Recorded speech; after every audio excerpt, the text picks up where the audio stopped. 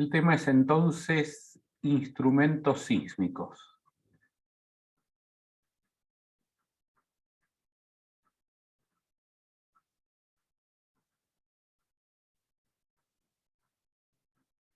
Y el planteo del problema asociado es el siguiente. Consideramos un instrumento que está diseñado como sigue. Es una masa que está suspendida por un banco de resortes. ¿Sí? Dibujo muchos resortes, pero todos ellos consideramos que tienen una constante equivalente K, ¿sí? Que los engloba a todos ellos. La idea de dibujar así varios resortes, un banco de resortes, es para dibujarla, digamos, para decir la masa está uniformemente soportada, entonces la podemos tratar como que solamente sube y baja, ¿sí? Solamente oscila verticalmente. Bueno, dibujo uno solo, pero también tiene una serie de amortiguadores cuya constante equivalente es C. Y la particularidad que tiene este instrumento es que esta plataforma, esta que la pinté de negro, es la que apoyamos sobre el elemento que está oscilando, ¿sí? Que está vibrando. Digamos, puede ser sobre la misma tierra, ¿sí? Entonces mediría las vibraciones del piso, podría medir las vibraciones debidas al tránsito que pasa por la calle cercana, o podría medir terremotos, sismos, ¿no? De ahí viene la idea de instrumentos sísmicos. Entonces, lo que tengo es que la base del instrumento se mueve, ¿sí? Y a esa coordenada la voy a llamar x2, y se mueve de forma periódica, ¿sí? Como a por seno de omega t. En principio este omega también puede ser desconocido, ¿sí? Porque no sé qué frecuencia va a tener el sismo, por ejemplo. Y luego planteo una coordenada que mide la posición de la masa a partir de la posición de equilibrio, ¿no? Como lo hicimos siempre. Entonces, este problema tiene todo lo que nos resulta muy familiar de lo que estuvimos viendo las dos últimas semanas, pero está dispuesto de una forma distinta, ¿no? Porque ahora se nos está moviendo el anclaje de los resortes y el resorte y el amortiguador, ¿sí? Entonces vamos a ver qué nos dice este caso, a ver en qué resulta. Entonces, ¿qué hacemos? Bueno, planteamos la segunda ley de Newton siempre sobre la masa, ¿sí? Entonces, tenemos que los resortes van a transmitir una fuerza igual a menos K por aquello que, por aquella magnitud que los resortes se alarguen o se compriman desde su longitud lateral, natural en la posición de equilibrio.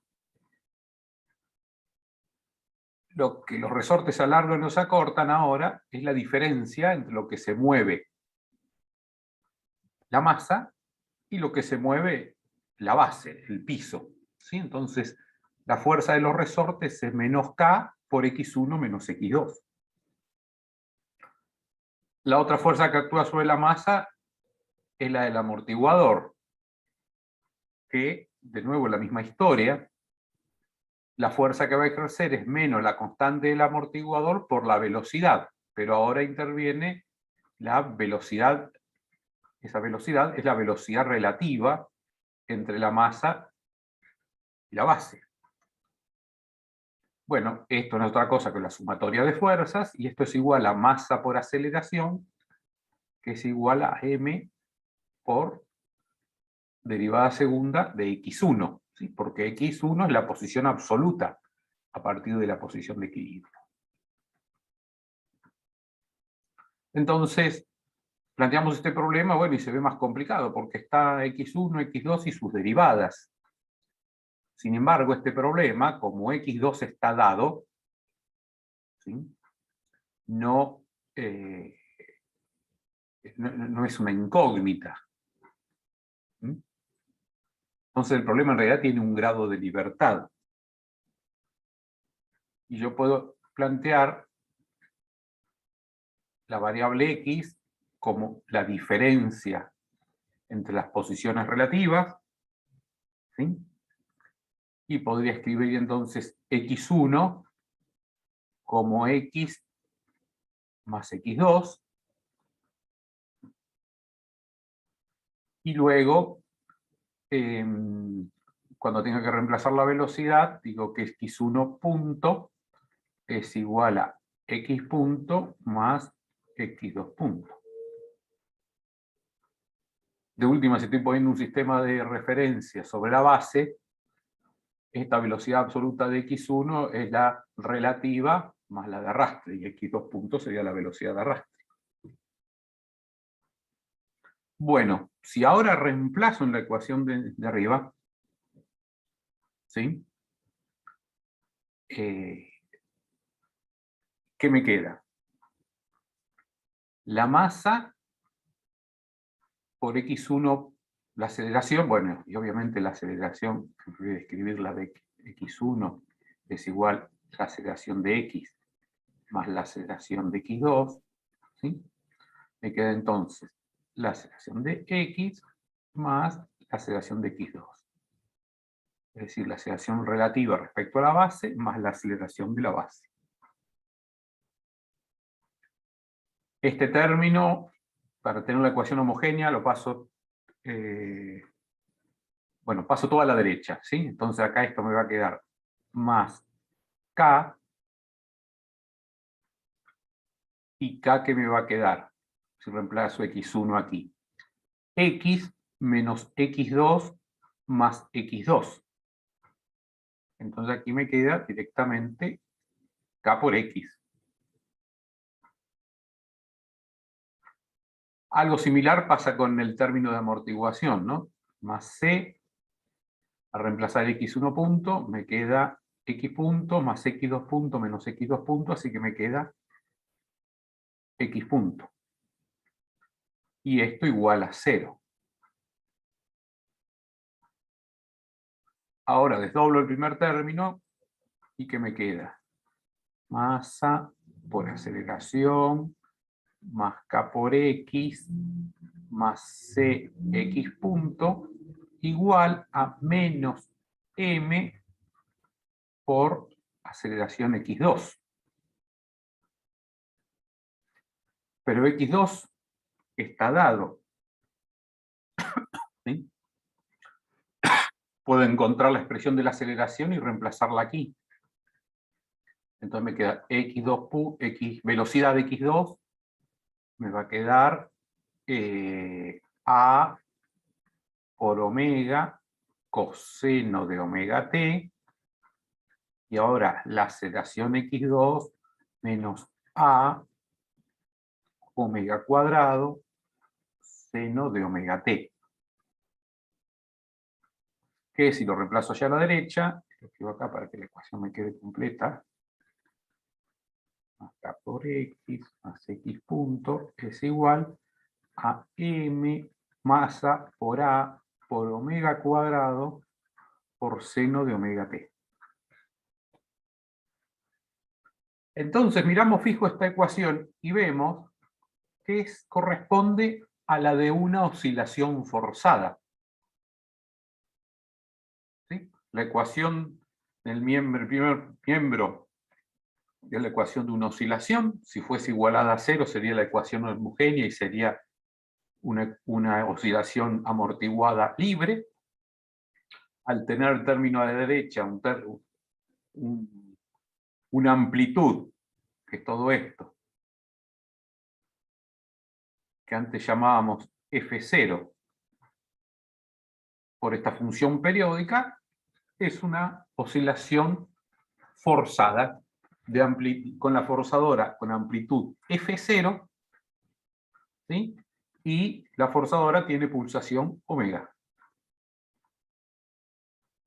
Que fíjense que en este caso resulta que la amplitud también depende de omega, pero no hay problema, porque omega es una constante, ¿sí? Así que esto es m por a por omega cuadrado, juega el papel de la amplitud de la forzadora externa F0. Entonces quiere decir que todo lo que teníamos aprendido o desarrollado, el factor de amplificación, la transmisibilidad, el ángulo de fase, y todos estos conceptos, son aplicables a este ejemplo, o a este caso, donde ahora X la tenemos que interpretar como la distancia relativa de la masa con respecto a la base, ¿sí? Bueno, lo mismo, la velocidad, lo correspondiente para la velocidad y la aceleración, y la amplitud de la forzadora, como les decían, igual a m por a omega cuadrado.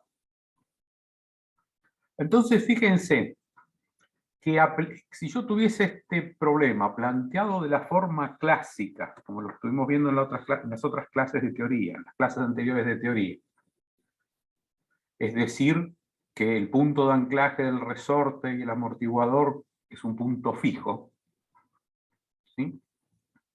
Yo tengo una oscilación en ese caso forzada cuando le aplico una fuerza perturbadora externa a la masa. Pero tengo también una oscilación de las mismas características si ahora muevo la base, ¿sí?, con un desplazamiento periódico. Entonces, diciéndolo en pocas palabras, es como tiene el mismo efecto aplicar una fuerza periódica sobre la masa que aplicar un desplazamiento periódico sobre el punto de anclaje.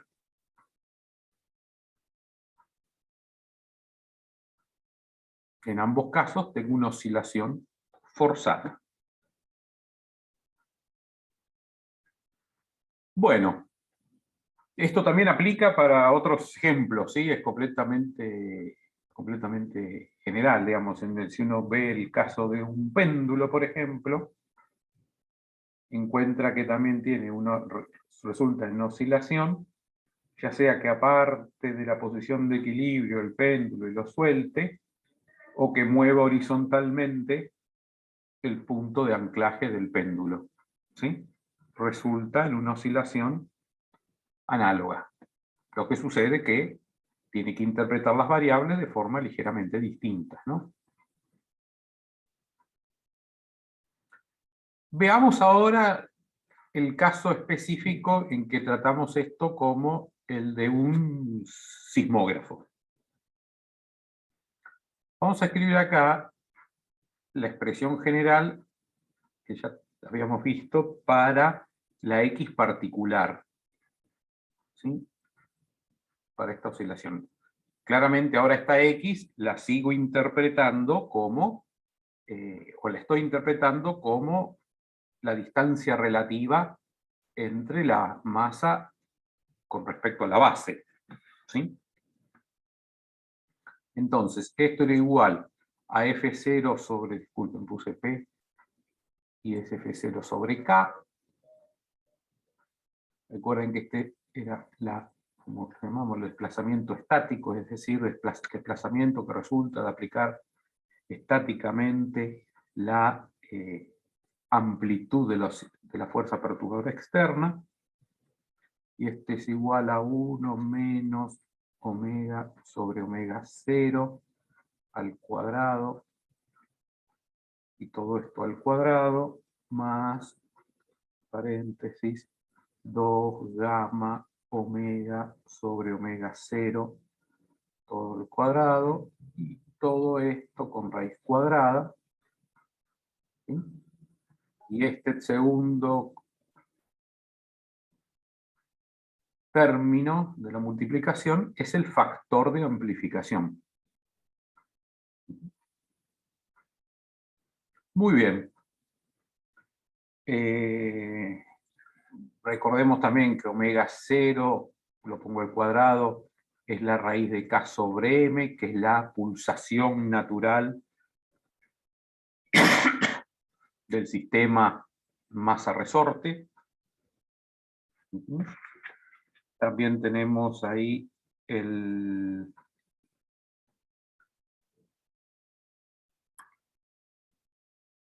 coeficiente. Pero lo que pasa es que acá puse gamma.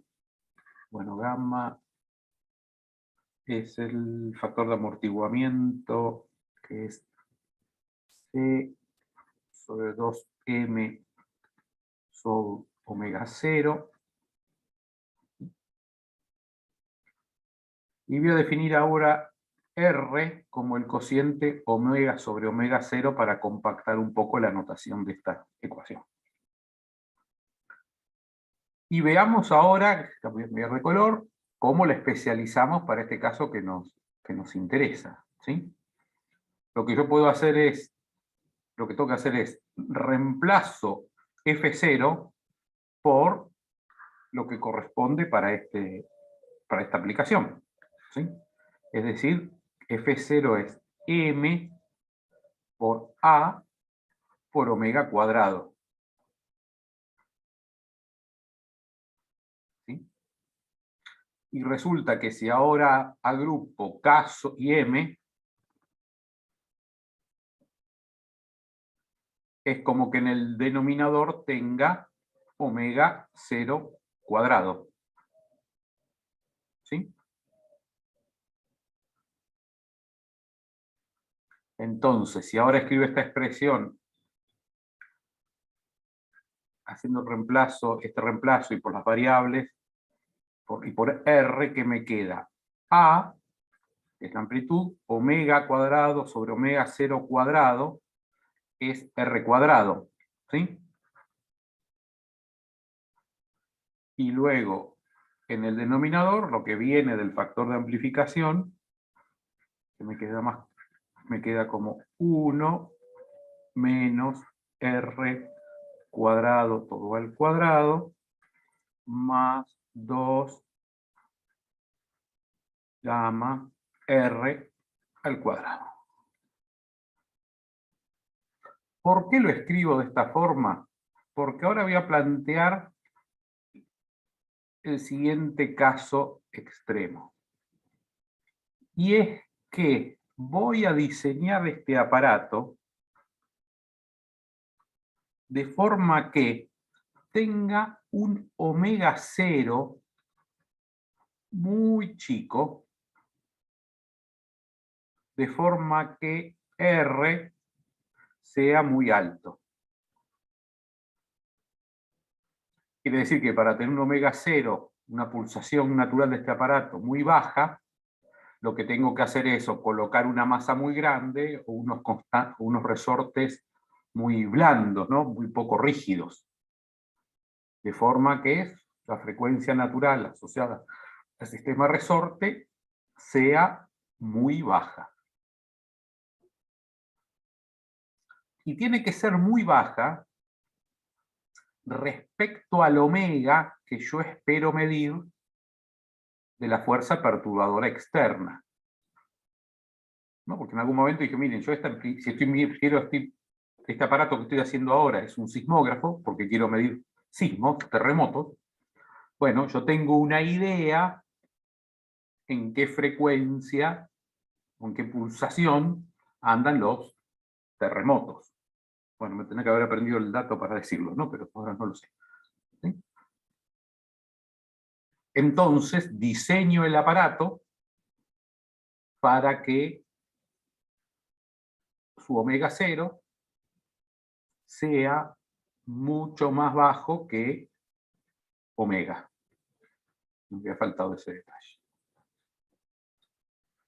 Entonces, ¿ahora qué voy a hacer? Voy a hacer el límite de esta expresión para el caso en que R es muy grande. ¿Sí?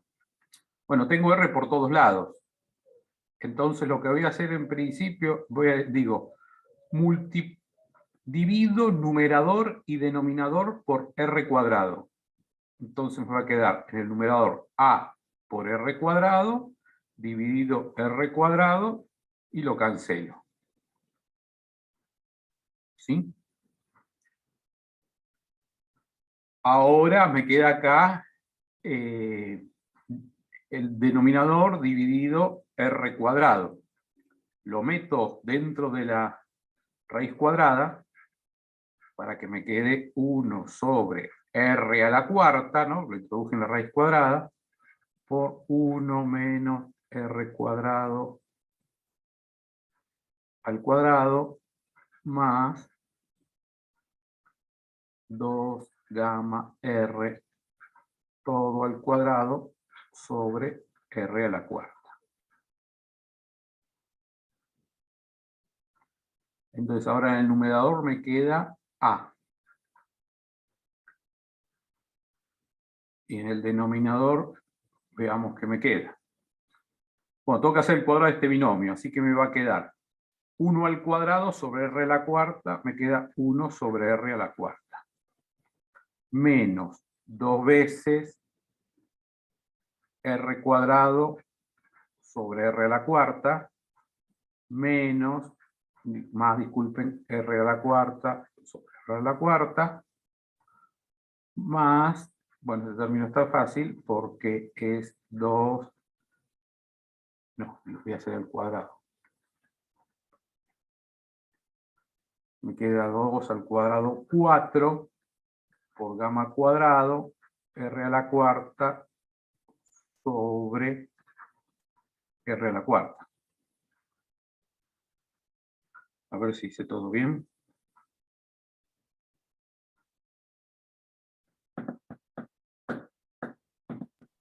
Este fue el último, sería R cuadrado sobre R cuarta. Efectivamente. Sí, cuando llegué acá, lo miré y digo, acá me equivoqué en algo. Efectivamente, ahí me equivoqué.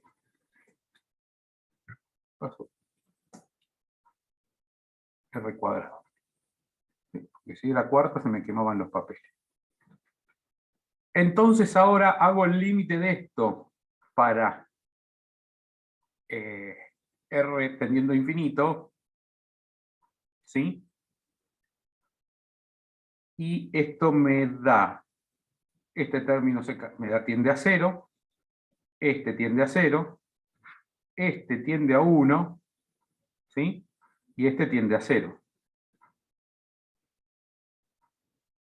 Entonces resulta que el desplazamiento que va a tener, la amplitud del desplazamiento que va a tener la masa respecto del piso, es igual que la amplitud de la oscilación que le estoy imponiendo al piso.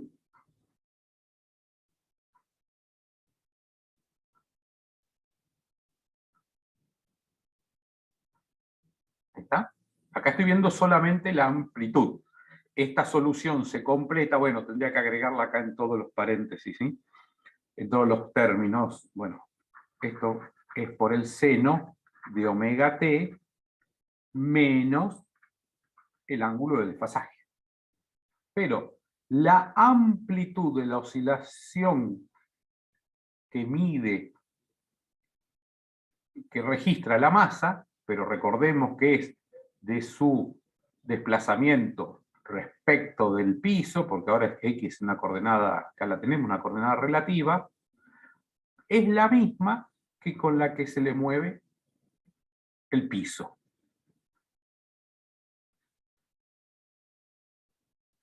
Vamos a ver ahora, para completar el análisis, cuánto vale epsilon, ¿no? Que es el ángulo de desfasaje. Recuerden que el ángulo de desfasaje es igual a arco tangente de omega 0 sobre K menos M omega cuadrado. Profe, ¿podría poner la página anterior un segundo? Claro que sí. Listo, listo, ahí está, gracias. ¿Sí? Esto es Sí, sí. gráfico. Espero que ya que esto voy a recuperar voy a abrir el PowerPoint donde tengo los gráficos para mostrar que ese análisis que acabamos de hacer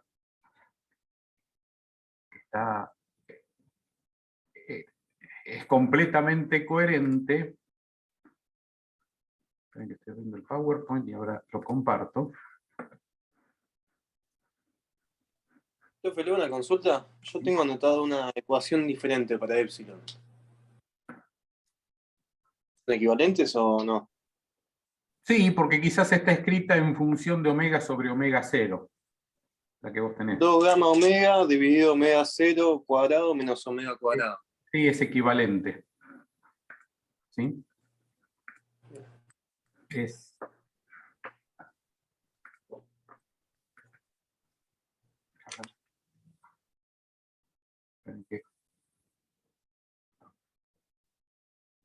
Ahí está. ¿Sí? Digamos, esa ecuación es la que está representando esto que tenemos aquí este gráfico que está aquí a la derecha. ¿Sí? Entonces, si uno le hace el límite a esa expresión, ¿sí? Va a encontrar para omega sobre omega 0 tendiendo a infinito, encuentra que el ángulo de desfasaje epsilon tiende a pi, a 180 grados. ¿Sí?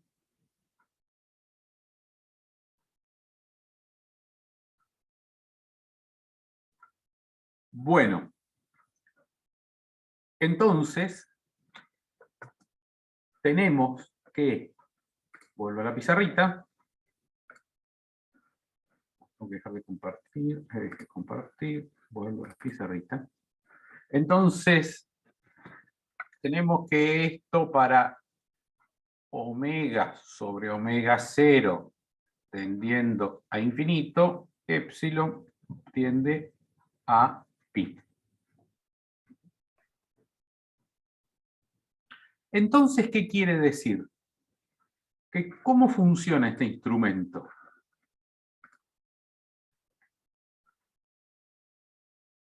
Resulta que el movimiento relativo de la masa respecto del piso es un movimiento que está en contrafase con el movimiento del piso. Porque uno es x2 por a seno de omega t y el otro es a por el seno de omega t menos pi.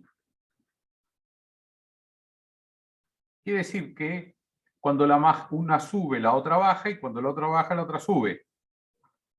Difieren en pi.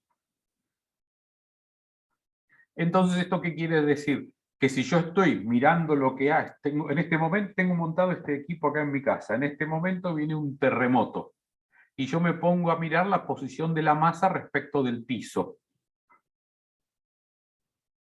Lo que me está diciendo esto es que cuando la masa sube, en realidad el piso está bajando, y cuando está bajando el piso, la masa está subiendo, relativo a la plataforma.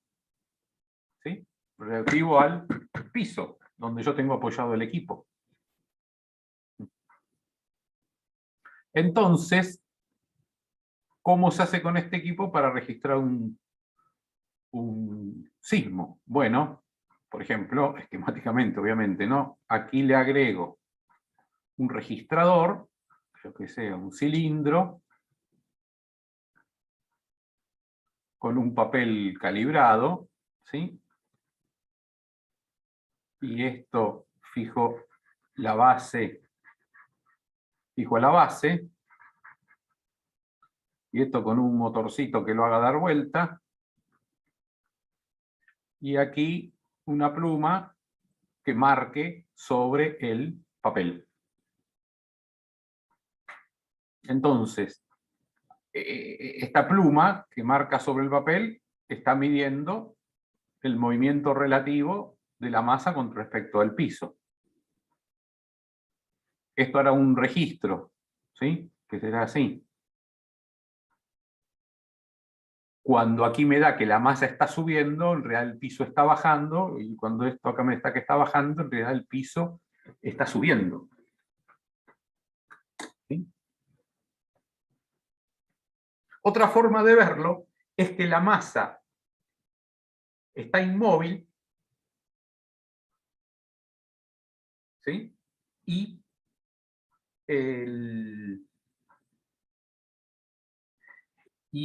el piso sube y baja.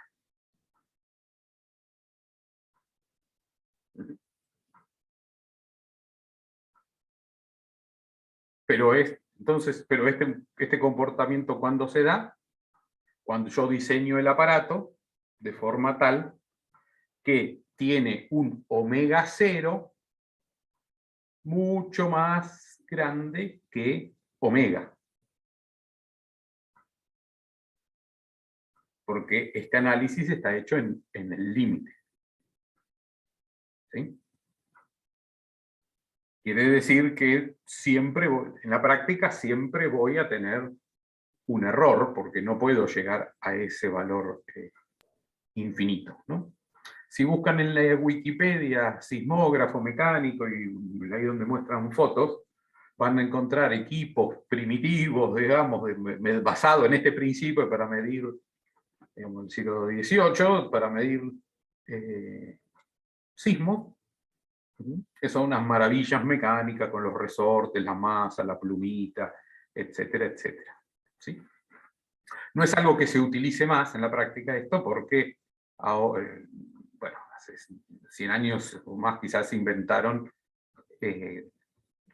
digamos, en lugar de masas y resortes, son bobinas que se mueven en campos magnéticos y otros equipos que resultan ser mucho más precisos, y hay otros incluso mecánicos basados en los péndulos invertidos que registran si el desplazamiento si hay el componente del desplazamiento en X, ¿no? Me refiero en la dirección horizontal, y no solamente como esto que estaría usando únicamente en la dirección vertical.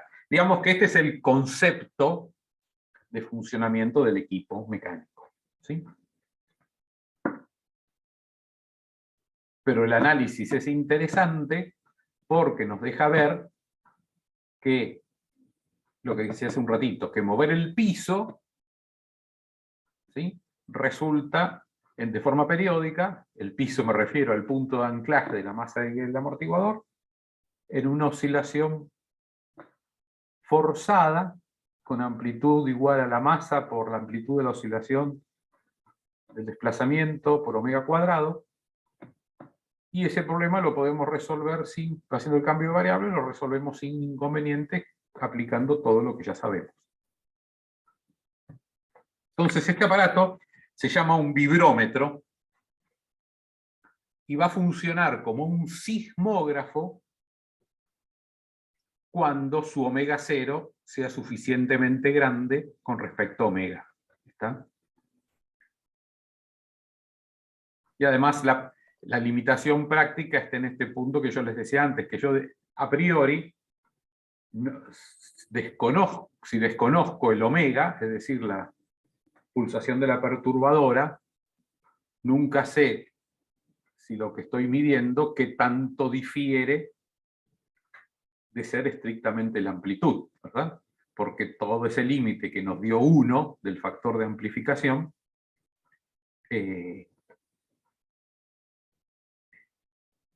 si no lo puedo despejar si no conozco omega.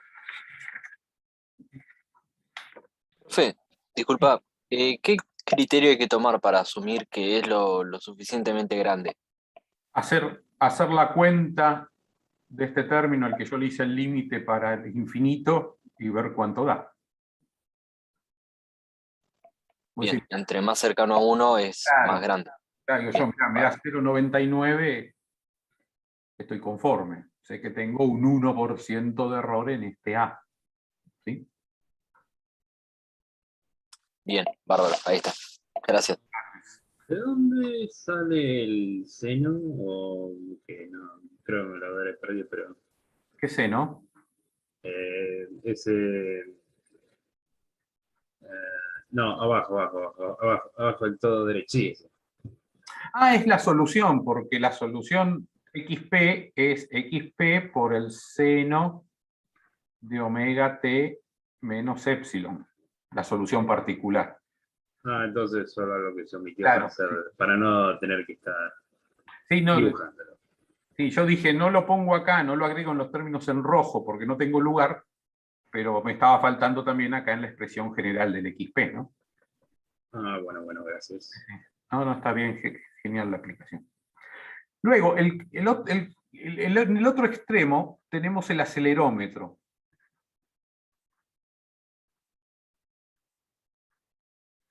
Que el acelerómetro es para el caso en el que yo tengo R muy pequeño. ¿Sí? Es decir, que tengo que tener sería un omega 0 muy chico con respecto al omega. ¿Sí? Omega 0, no, me equivoqué. Omega, al revés, omega sobre omega 0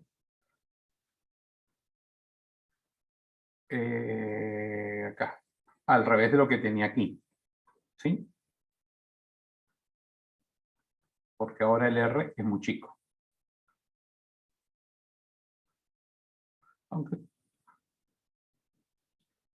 Entonces, si hago en esas condiciones el límite de esta expresión, bueno, la vuelvo a escribir para que quede todo en una sola. Tendría XP A por R cuadrado sobre la raíz cuadrada de 1 menos R cuadrado todo al cuadrado más 2 gamma R cuadrado. Bueno, acá sí, ahora lo hago completo.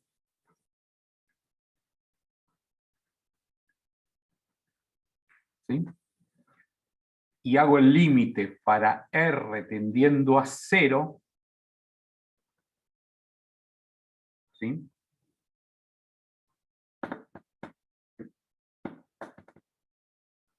No, para R, estrictamente para R no, para R muy chico, no hago, en este caso, discúlpenme, no hago el límite. ¿Sí? Acá el análisis es que este término va a tender a 0. ¿Sí? Este término va a tender a 0. ¿Sí? Hay que trabajarlo un poquito más, ¿sí? Pero en definitiva me queda, bueno, el denominador igual a 1, y aquí me queda la amplitud igual a sobre R cuadrado. Disculpen, A por R cuadrado. No me puse, porque uno diría, no, sí, pero arriba también tenés R cuadrado, y si esto tiende a 0, esto también tendría que tender a 0. Bueno, me queda sobre 0, que está indeterminado, y hay que hacer entonces el L'Hopital y trabajarlo un poquito más, pero bueno, no me quiero detener en eso, ¿sí? Sino que la amplitud es A por R cuadrado. Ese es el límite. Nuevamente, por el seno de omega t menos epsilon. Aquí lo interesante es entonces que lo que va a medir el aparato va a ser A por omega sobre omega 0. Quiere decir que me va a dar tiene, bueno, al cuadrado, ¿no? Bueno, si yo el omega 0 del aparato lo conozco, ¿sí? Voy a estar midiendo el numerador, y fíjense que A por omega cuadrado es la amplitud de la oscilación del piso.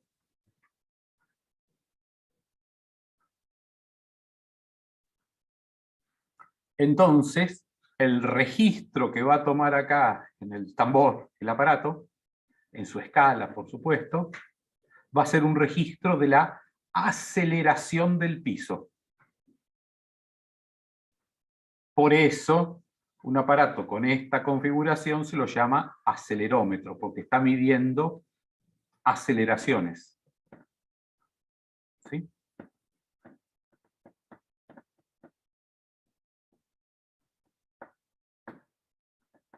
Y si calculan el desfasaje, digamos no, el ángulo de desfasaje, en este caso da 0. Sí, bueno, si recuerdan el gráfico que recién teníamos, ¿no? El ángulo de desfasaje en función de omega sobre omega 0, y recordemos que era una familia de curvas de esta forma, ¿no? Donde aquí era pi, acá es 0, y aquí en esta transición tenemos 1. Estamos de la parte baja de la curva, estamos en esta región donde tenemos el ángulo de desfasaje cercano a 0. Entonces quiere decir que se está midiendo en fase, digamos que cuando tenemos la máxima aceleración, es cuando el aparato registra la máxima aceleración, y cuando tenemos la mínima, la mínima. Entonces por eso decimos que tenemos ahí este aparato con esa configuración se llama un acelerómetro. Entonces en realidad, un aparato con este diseño se lo llama un vibrómetro, porque mide vibraciones. Pero va a depender en el rango que lo haga trabajar, en el rango de omega, que para que esté registrando una lectura proporcional o asociada al desplazamiento del piso. En ese caso está configurado, sería como sismógrafo, o a la aceleración. En ese caso estaría funcionando como un acelerómetro.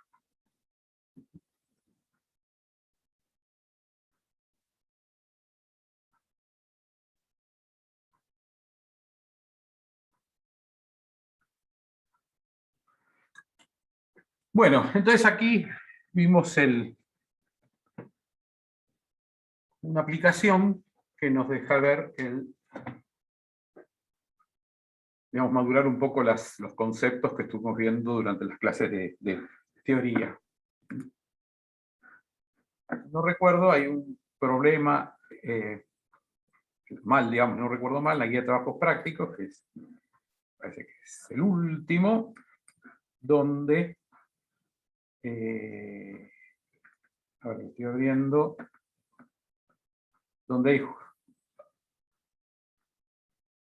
hay algo similar, ¿no? Lo que pasa que en ese caso sí, es para un medidor de presión, pero ahí había un aparato, incluso una foto, en la que se ve un dibujito así con el cilindro donde registrar la lectura, etcétera, etcétera.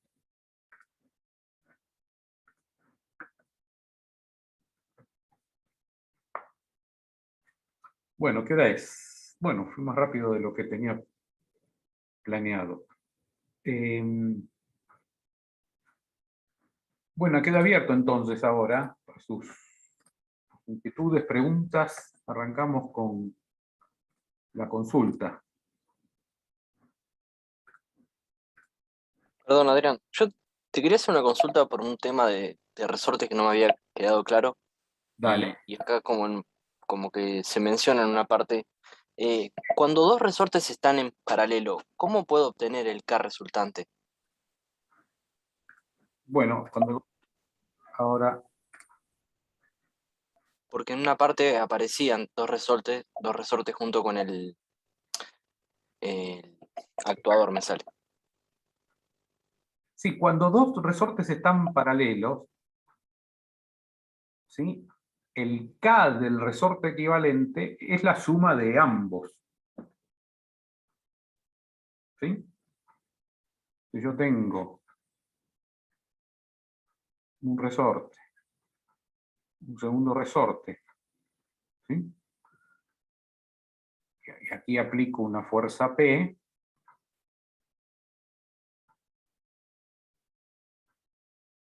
este sí, digamos, y este es K1 y este es K2, lo que voy a tener es que el desplazamiento, digamos, lo que se comprime el conjunto, llamémoslo X, que es P igual a K por X, este K equivalente es K1 más K2. ¿Sí? Y porque ambos están deformando lo mismo. Digamos, yo aquí podría decir,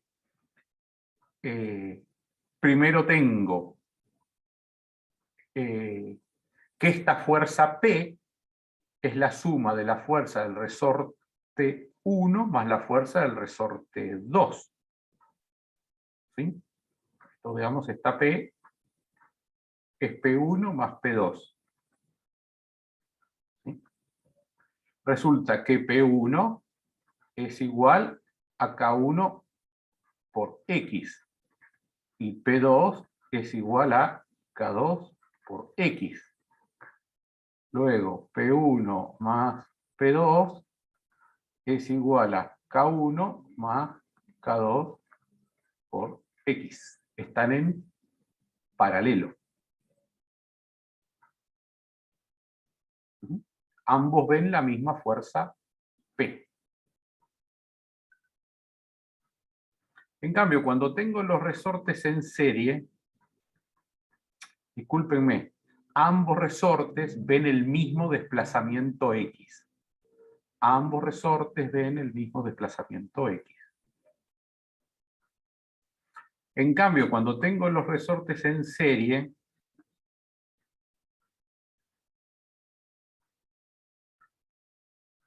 ¿qué ocurre? Ahora sí, ambos resortes ven la misma fuerza P.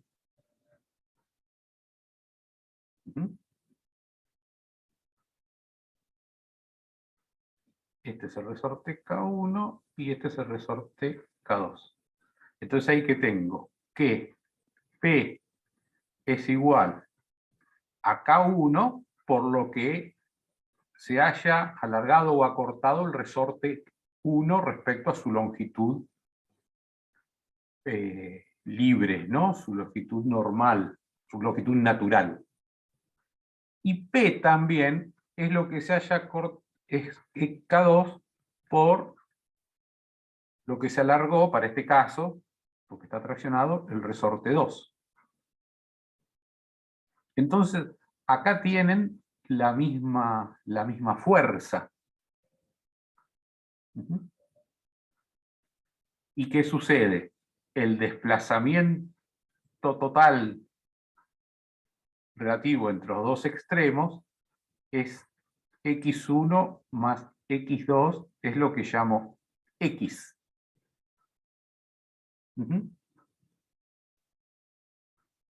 Entonces, acá el resorte equivalente, si hacen los reemplazos, es igual, ¿cómo es que da esto? Es como la resistencia, da que 1 sobre el K equivalente es igual a la suma de los inversos.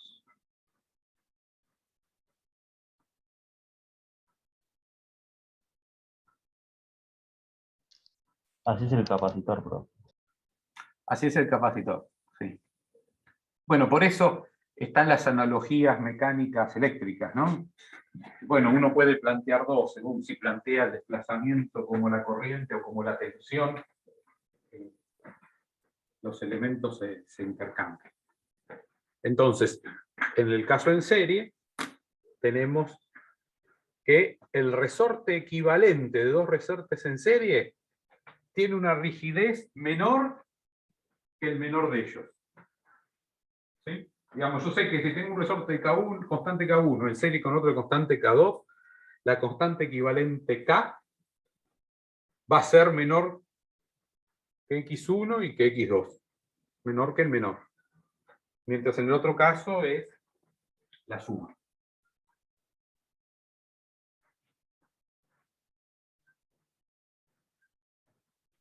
Bien, perfecto, muy claro. ¿sí? Muchas gracias.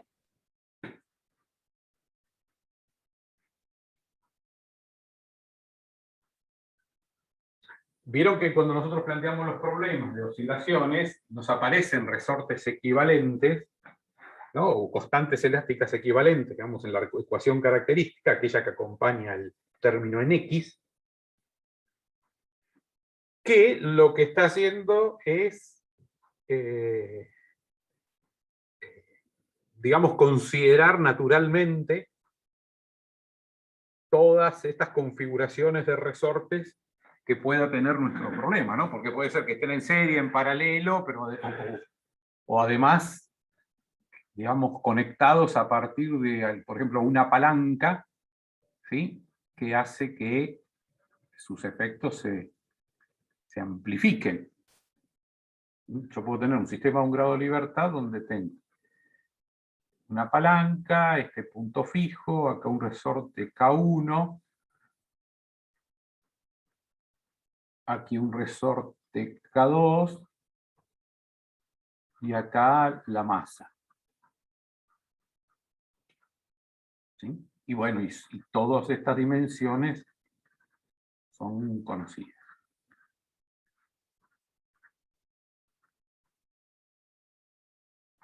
Entonces uno dice, ¿estos resortes están en serie o en paralelo?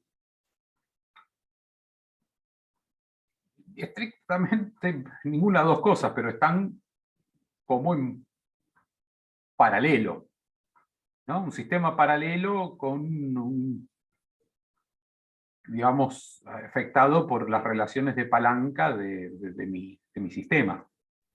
Están en paralelo, ¿por qué? Y porque cada uno va a ejercer una fuerza que es distinta, ¿no? Porque los dos están anclados a puntos fijos, como están, pueden estar acá, ¿sí?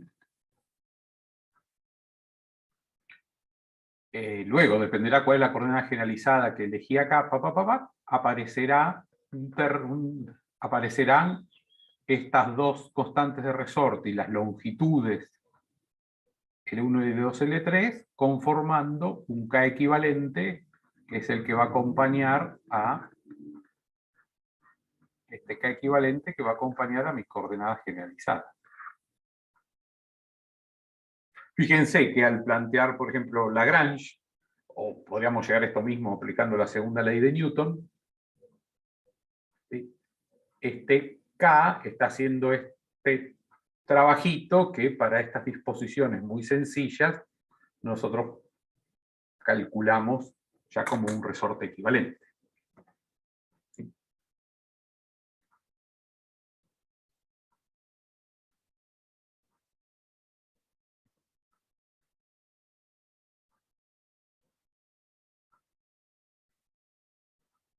Entonces, eso sale naturalmente del problema. Uno podría complicar el problema, pero digamos, de gusto, ¿no? Porque no tiene mucho sentido y uno lo podría plantear así el problema, ¿no? Ahora tengo un resorte aquí y otro acá en serie. Este de constante K2 y este de constante K3. Bueno, antes de plantear dinámica analítica, acá tendría que poner y encontrar un K equivalente, ¿sí? Para estos dos. Haciendo esta operación, ¿no? Es mucho más directo que llevarse, digamos, simplifica el planteo del problema y cuando hace dinámica analítica no le queda tan complejo como tener que considerar esos dos resortes ahí en serie. Entonces, no hay problemas que estén planteados así. Hay que complicarlo de gusto.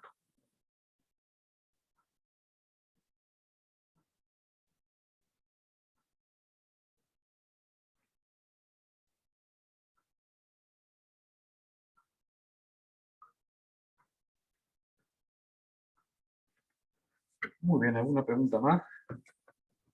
Igual, profe, ese último modelito que escribiste ahí me resulta raro a comparación del primer modelito en paralelo que dibujaste, más allá del de la izquierda arriba. ¿En qué sentido te resulta raro? que yo no me imagino que puedan tener un comportamiento parecido. O sea, al sumar las constantes elásticas, como las sumaste allá arriba. No, seguro que no, porque van a depender del brazo de palanca respecto del punto fijo cuando encuentre esta ecuación diferencial. Pero lo que yo digo que estos dos resortes están en una condición de son resortes en paralelo, pero además acoplados por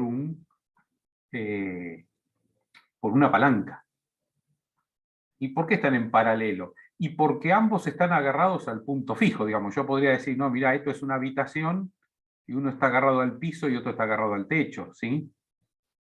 Están agarrados al mismo punto, a un punto fijo.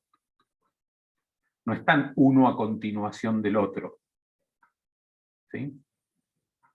Entonces están en paralelo, pero además tienen sumado, ¿sí?, la palanca que les vincula a los extremos libres. Ah, claro. Igual es medio complicado. ¿Qué es lo que ves complicado? Encontrarle solución a ese problema.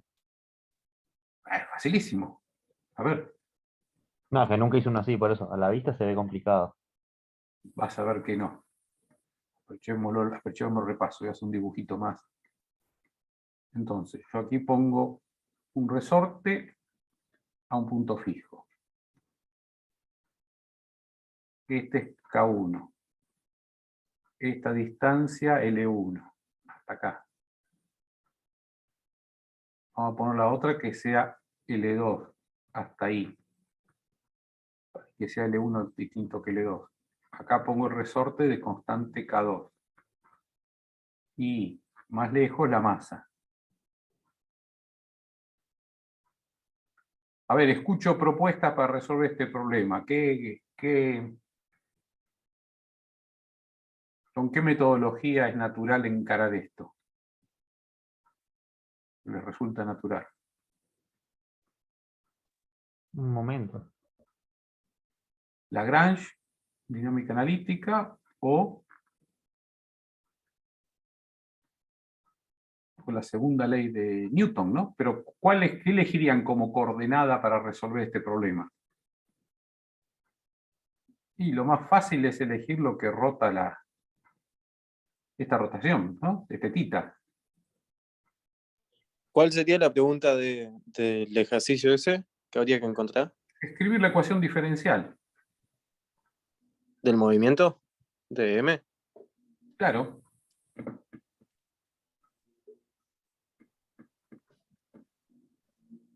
¿Sí? Entonces hagámoslo con Lagrange. Escribo la energía cinética. ¿Sí? Pero una consulta, ¿podrías haber puesto una coordenada generalizada en K1 y otra en K2, por ejemplo? No, porque así, áspero, respondo. ¿Cuántos grados de libertad tiene este problema? La verdad, por lograr la libertad. Uno, 1, ¿no? Porque solo. la barra Claro, es, con una la sola barra es estaría. rígida, ¿sí? Esta barra es rígida, entonces el punto de anclaje del resorte 1 no se puede mover independiente del punto de anclaje del resorte 2. ¿Sí? Por eso elegí como coordenada generalizada θ. ¿Está bien?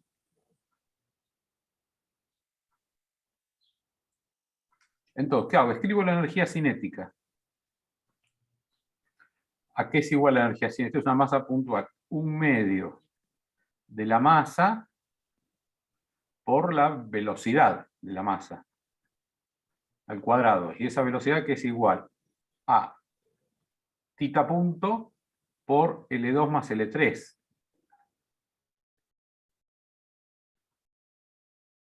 Bueno, todo esto al cuadrado. ¿Estamos? Es una masa que está haciendo un movimiento circular con radio L2 más L3. ¿Sí? Profe, ¿no se podría hacer lo del momento de inercia ahí? Seguro. Fíjate que si vos ahora agrupas así, me equivoqué, masa, disculpa, lo voy a escribir. Fíjate que esto es igual que decir un medio, el momento de inercia, que es igual a la masa por L2 más L3 al cuadrado por θ punto al cuadrado. Y esto es el momento de inercia.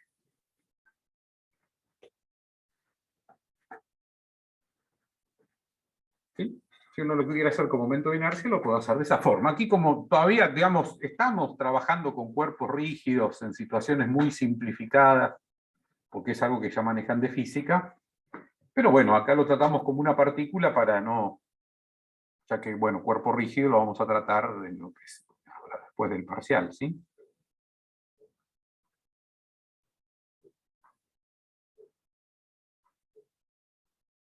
¿Estamos hasta ahí? Sí. Ahora escribo la energía potencial.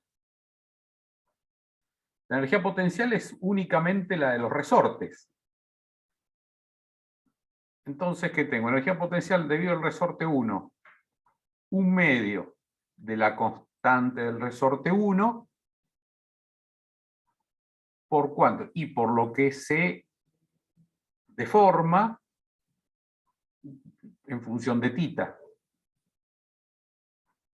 ¿Está bien? ¿Lo podés poner como θ directamente o tenés que poner seno ahí, de θ? Bueno, si aplicamos si resulta que el problema nos permite asimilarlo al caso en que θ es pequeño, y eso me lo tienen que decir, o es que yo cuando voy a resolver este problema, que está asociado a un problema técnico de una maquinaria o de lo que sea, veo que es chico el ángulo, entonces podré reemplazar θ por el seno de θ por θ. ¿Sí? Eso, si se puede o no se puede hacer, depende del caso. ¿Sí? No es una verdad absoluta que diga siempre hay que poner θ. Si estuviésemos resolviendo oscilaciones, pequeñas oscilaciones alrededor de la posición de equilibrio, bueno, en ese caso pondríamos θ porque decimos, considero, tengo la hipótesis y que esto va a oscilar alrededor, con pequeñas amplitudes alrededor de la posición de equilibrio. Bueno, hagamos ese caso y me va a quedar entonces L1 por θ y todo esto al cuadrado. ¿Sí? La energía elástica de un resorte es un medio de K por el desplazamiento del cuadrado. Más la energía del resorte 2, un medio K2 L2 por θ al cuadrado, ¿no? El primero, ¿Por qué no consideras la gravitatoria, profe? porque digo que parto de la posición de equilibrio cuando ya la gravitatoria está equilibrada. Digamos, como que los resortes ya se acortaron, alargaron respecto de su longitud inicial, de forma que equilibraron el efecto de la gravedad sobre la masa, y si elijo como coordenada generalizada el origen en esa configuración, no preciso considerarlo. Eso lo vimos fue lo primero que dije cuando arrancamos con oscilaciones, ¿sí? ¿De qué era lo Y en el mismo? movimiento, ¿Cómo? disculpa, y en el movimiento no influye porque son pequeñas oscilaciones, ¿no? Ese peso. No es porque sea pequeña, es por donde yo elegí el origen. Yo ahora lo que estoy resolviendo con este θ es cuánto se desplaza a partir de la posición de equilibrio. Supongamos que ese desplazamiento a partir de la posición de equilibrio son 10 grados. ¿Sí? Pero ahora alguien me dice, no, yo quiero ver cuánto se desplaza desde la posición en cuando lo armé, lo construí, ¿sí? Y lo monté y lo solté. Bueno, resulta que cuando ocurrió eso, bajó 1 grado. Entonces, si yo tengo que saber cuánto se movió desde la posición en que lo construí antes de soltarlo, serán 11 grados. ¿Sí? Si es a partir de la posición en que estaba en equilibrio, serán solamente 10. Estoy cambiando la referencia en ese grado, ¿sí? Que es el desplazamiento original. Que no tiene por qué ser chico, puede ser muy grande. ¿Está bien? Supónganse que yo estoy en el campo gravitatorio. Cuando armo esto, y lo estoy montando, me queda, es así. Profe, pero cuando hagas los trabajos virtuales lo tenés que tener en cuenta. No. Supongamos que, ahora lo vemos, mirá, supongamos cuando esto yo lo armé, estaba así. ¿Sí? Porque lo tenía sostenido acá con una soga, con un caballete, atado, amarrado. ¿Sí? Luego, esto está calculado para que cuando lo suelto, se ponga horizontal. ¿Sí? Y esa es mi posición de equilibrio. Y es a partir de esa posición en la que yo estoy resolviendo el problema.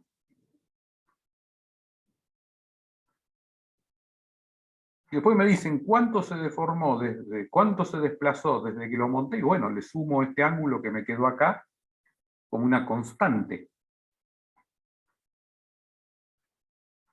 ¿Sí?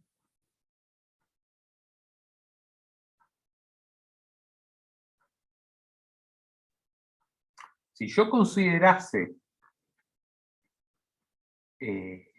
la posición, si quiero considerar la posición inicial, la negra en este dibujo auxiliar, como la de referencia, yo tendría este ángulo acá, θ 0. ¿Sí? Y luego empiezo a medir θ a partir de ahí, que es lo que estoy haciendo. Entonces tendría que tomar todas estas ecuaciones y hacerlas, que yo, para un θ', que es θ 0 más θ. ¿No? Entonces todo donde está aquí, donde pongo θ, tendría, digamos, sería reemplazar por θ' para que sea θ 0 más θ punto. Pero ¿qué pasa? Cuando vaya a calcular la velocidad, voy a hacer θ' punto. ¿Qué sucede? Esto es una constante, así que esto va a ser θ punto prima, θ' punto es igual a θ punto. Y cuando pase a la aceleración es lo mismo.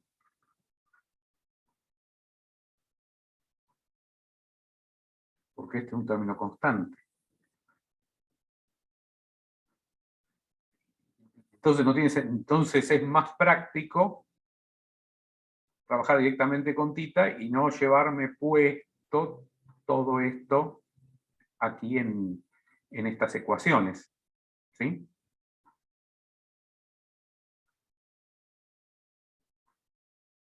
Porque lo que me va a resultar es que en la condición inicial, la sumatoria de momentos con respecto a este punto, además, me va a dar que m por g por este brazo de palanca es igual a K2 por el ángulo θ 0, ¿sí?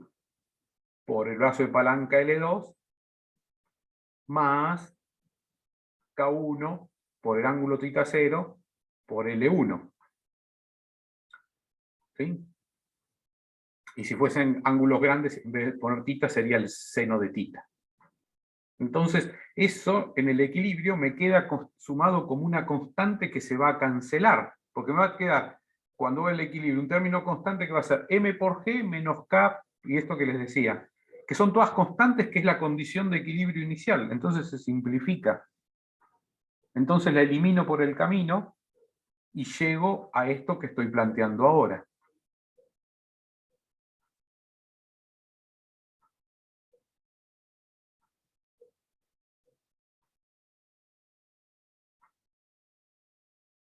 Entonces, esto lo habíamos discutido cuando decía yo, es equivalente a resolver el sistema masa-resorte alrededor de la posición de equilibrio para cuando la masa está colgando, que cuando tengo el sistema masa-resorte dispuesto de forma horizontal. Si lo hago alrededor de la posición de equilibrio. Lo que pasa que aquí la posición de equilibrio en el dibujo con el sistema horizontal va a corresponder la longitud del resorte a su longitud natural. Mientras que la longitud inicial del resorte, en este ejemplo, donde esto está dispuesto vertical con el efecto gravitatorio, va a ser la longitud del resorte natural, la del problema de la derecha, más lo que se alarga para balancear el peso de la masa.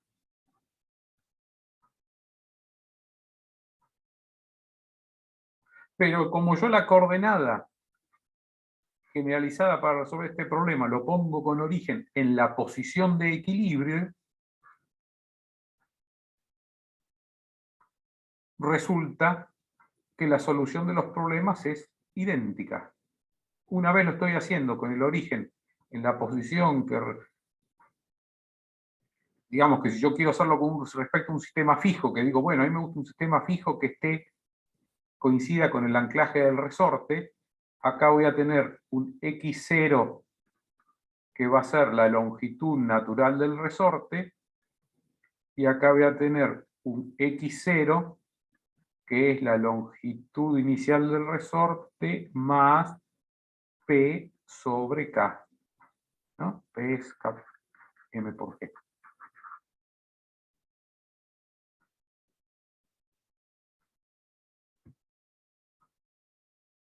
Y aquí considero, en esta posición, como es mi condición de referencia, considero el resorte libre de esfuerzo, ¿no? Porque a partir de esta longitud es que yo digo, bueno, y la fuerza del resorte es K por X, la asociada al movimiento de la masa, en los dos casos. Si después me dicen, no, pero tenés que fijarte que el resorte no pase una fuerza crítica de rotura, por ejemplo, ¿no? O que eventualmente se deterioraría. Bueno, entonces ahí tengo que ir con cuidado. ¿Sí? O que me digan, mira, no, el resorte no lo podés estirar más de 2 centímetros porque ya se estropea. Bueno, resulta que en el caso donde está dispuesto el problema, el análisis de forma horizontal, tengo que ver que el X máximo no pase nunca los 2 centímetros. Pero cuando lo veo, lo tengo que chequear para el problema dispuesto verticalmente, tengo que chequear que el X máximo, de lo que resolví del problema, más lo que lo había estirado en la condición inicial, es decir, P con K, esa suma, P sobre K, es decir, que esa suma no supere los 2 centímetros.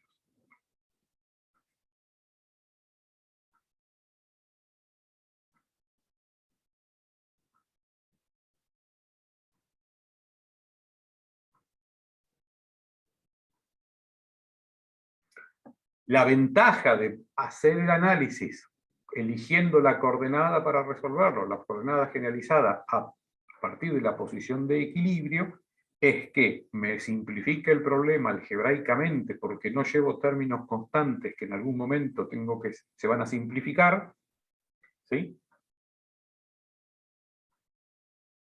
Y además que resuelvo un problema tipo y desarrollo de esa forma un conjunto de fórmulas que es aplicable para cualquier otro problema. ¿Sí?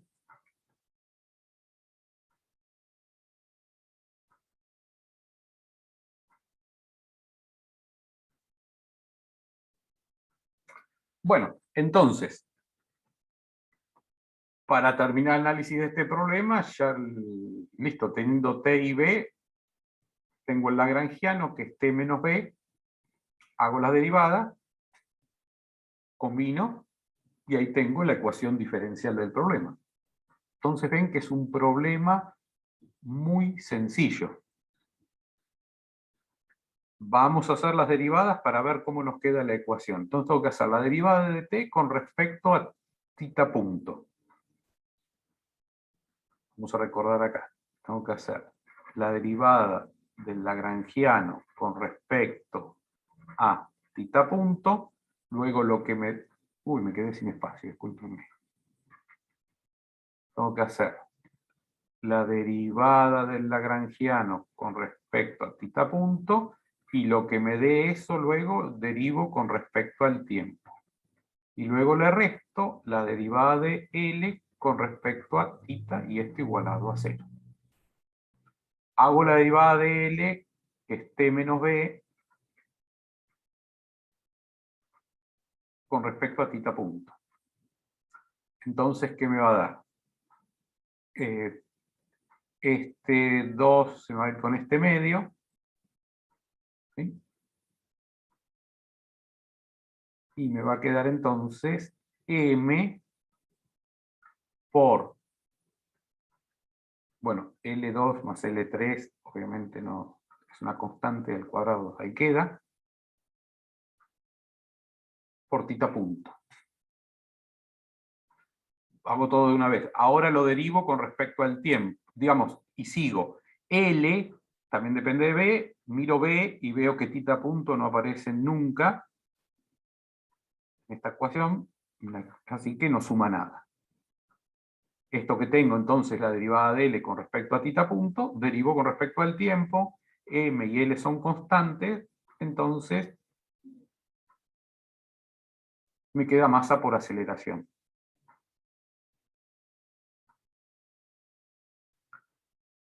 Y ahora tengo que hacerla menos la derivada de todo este B con un menos adelante, ¿sí? Por el que aparece aquí. Lo que pasa es que θ no aparece en la energía cinética, por eso me concentro directamente en este término. ¿Y esto a qué me va a quedar igual? A más el 2 se va con este un medio, K1 L1 cuadrado, Menos, profe. por θ, ¿sí? Disculpen, alguien me decía algo que no... El menos ahí es menos. Sí, pero lo que pasa es que ya lo compensé, porque L es T menos B. Claro, el T menos B. Y es menos, menos más. Está bien. Y acá, y después con este menos ya me queda más, ¿sí? Y acá me queda K2 por L2 al cuadrado por θ, y esto igual a 0. Entonces me queda M por L2 más L3 al cuadrado por la aceleración angular más K1 por L1 cuadrado más K2 por L2 cuadrado por θ igual a 0. Entonces, fíjense que este es el K equivalente. Y fíjense que las K's de los dos resortes me quedaron sumando, como ocurre cuando tengo resortes en paralelo. Lo que sucede que cada uno quedó afectado por los brazos de palanca L1 y L2. ¿Sí? No se sumaron directamente, sino que la suma está ponderada según los brazos de palanca. ¿Sí? Y además acá me quedó una constante como la de un resorte de torsión. ¿Sí? Porque fíjense que esto con qué unidades me queda. Me queda K1, que supongamos que son newton sobre metro. Por L1 cuadrado, quiere decir que me queda metro cuadrado. Quiere decir que me queda newton por metro. ¿Sí? Bueno, θ es un ángulo, radianes adimensional, entonces todo esto me da unidades de momento. ¿Sí? Que es coherente con haber elegido la coordenada generalizada como un ángulo. ¿Sí?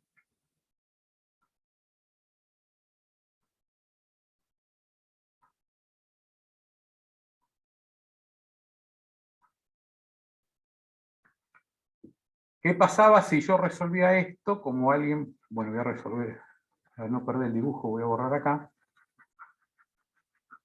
Que alguien decía, bueno, lo hago con momentos, digamos, con la segunda ley de Newton. ¿Sí?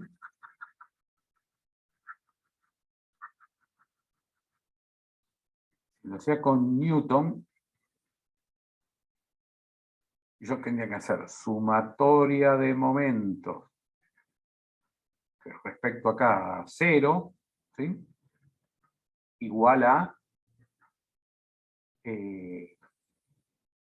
I, momento de inercia de la partícula, por aceleración angular, que es θ punto punto. ¿Sí? Entonces, hago la sumatoria de momentos. ¿Qué es lo que iba a tener? Que arrancó con el resorte 1. La fuerza del resorte, ¿sí? Que ejerce el resorte, ¿cuál es? Y es K1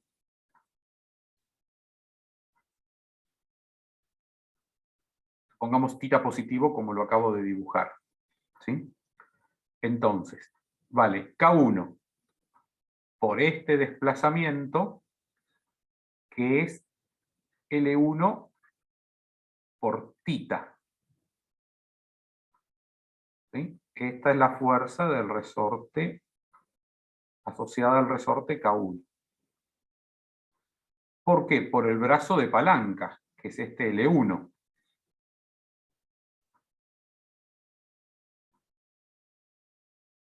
Y además, este resorte lo voy a estar estirando, quiere decir que va a tratar de restituir su longitud natural, quiere decir que va a ser una fuerza para abajo. ¿Sí? Quiere decir que va a ser un momento antihorario, quiere decir que acá lleva un menos.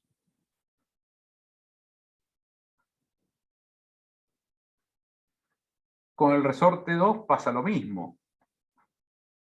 Es K2 por L2 por θ, que sería esta longitud, que es lo que estira el resorte, hace una fuerza para arriba, trata de restituir la longitud del resorte, y luego el brazo de palanca es L2.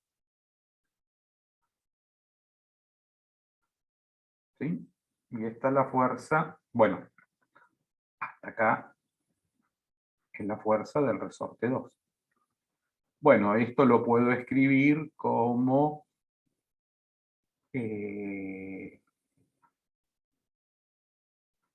menos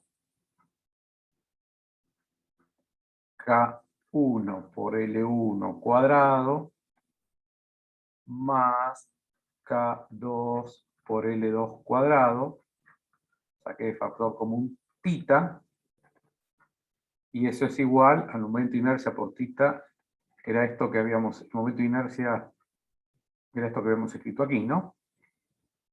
M por L2 más L3 al cuadrado. Bueno, me está faltando tita punto. Por la aceleración. Estoy ando desprolijo. Bueno, que si pongo todo, mando todo al término del miembro de la derecha, me queda la misma expresión que tengo aquí. Entonces también por Newton sale muy sencillo. Entonces no sé, había alguien al principio que estaba medio aterrado con el problema. Y fíjense que no es para aterrarse ni nada por el estilo, es un problema muy sencillo, hay que ser sistemático a la hora de plantearlo, ¿no? Ya sea con Newton o con dinámica analítica. No, sí, yo, profe. Pero cuando lo dibujaste ahí vi que se podía hacer con el momento. O sea, yo pensé en la manera que hiciste a la derecha. Es genial, sí, sí. Sí, la verdad que desafortunadamente no sé ni con quién hablo, sí, porque no, cuando estoy con la pizarra no me aparece ni el nombre de quien está hablando. Camilo. Camilo. Sí, pero ves que es súper sencillo. ¿Sí? No, sí, sí, era muy fácil. No hay que asustarse no hay que espantarse, digamos, de entrada.